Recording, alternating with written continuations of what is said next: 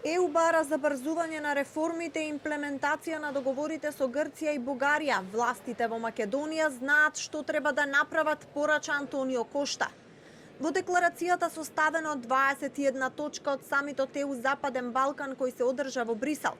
Од регионот се бара забрзување на реформите, почитување на европските вредности и владење на правото согласно кластерот 1 фундаменти.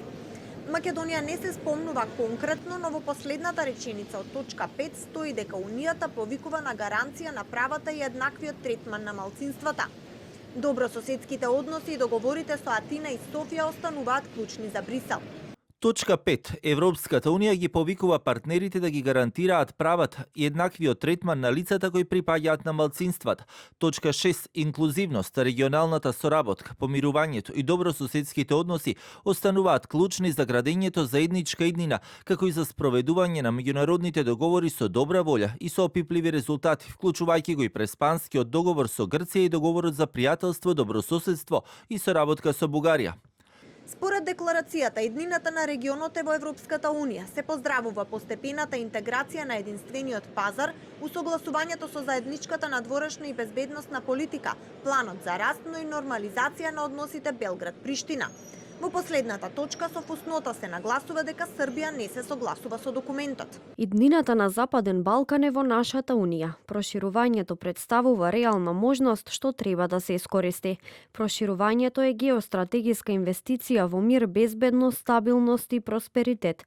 Го поздравуваме согласувањето на партнерите од Западен Балкан со оваа декларација.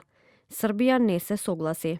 По завршувањето на самитот, председателот на Европскиот совет Антонио Кошта преку писмена изјава порача дека проширувањето се движи побрзо од последните 15 години.